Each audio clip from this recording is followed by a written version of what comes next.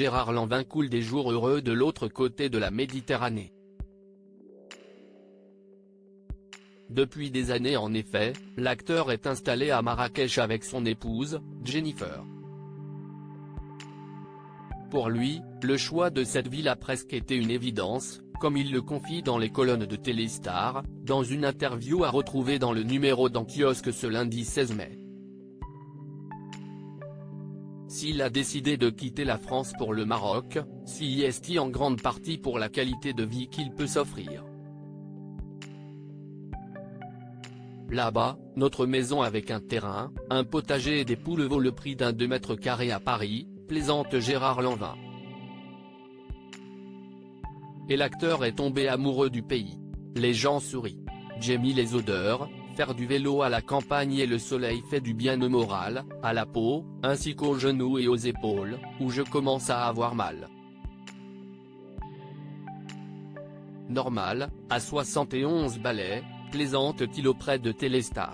Accusé d'avoir quitté la France pour payer moins d'impôts, Gérard Lanvin se défendait il y a quelques mois sur le plateau de 20h30 le dimanche. On m'a dit que j'ouvrais ma gueule alors que j'habitais au Maroc et que je payais pas d'impôts. J'habite pas au Maroc, je vis entre le Maroc et la France parce qu'on a besoin de chaleur, on est des gens du Sud. Quand je travaille, je suis en France donc je paie mes impôts en France, tenait à rappeler l'acteur, remonté contre les rumeurs dont il a fait l'objet.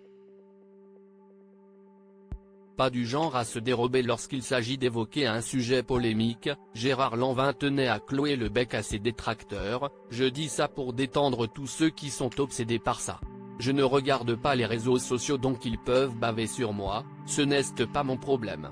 Gérard Lanvier, elle m'a aidé à grandir installé au Maroc avec son épouse donc, Gérard Lanvin mène désormais 2 carrières de front, dans la comédie évidemment mais aussi dans la chanson. Avec son fils, Manu, il a sorti un album en 2021. Lors du confinement, un de mes fils vivait au Brésil, ma femme au Maroc, et moi, j'étais bloqué à Paris, se souvenait-il auprès de Téléstar. Si est-il là que mon autre fils, Manu, m'a proposé de mettre de la musique sur mes cahiers. Cet album est une sorte de constat social de Lanvin. Sur celui-ci, il dédie notamment une chanson à celle qui partage sa vie depuis plus de 40 ans. Dire ces mots à ma femme autour d'une table n'aurait eu aucun impact. Ce sont des mots qui se chantent.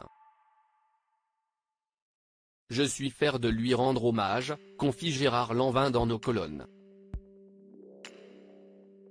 Elle m'a aidé à grandir. On est heureux ensemble à Marrakech. Interview à retrouver en intégralité dans votre magazine Téléstar en kiosque et en version numérique ce lundi 16 mai.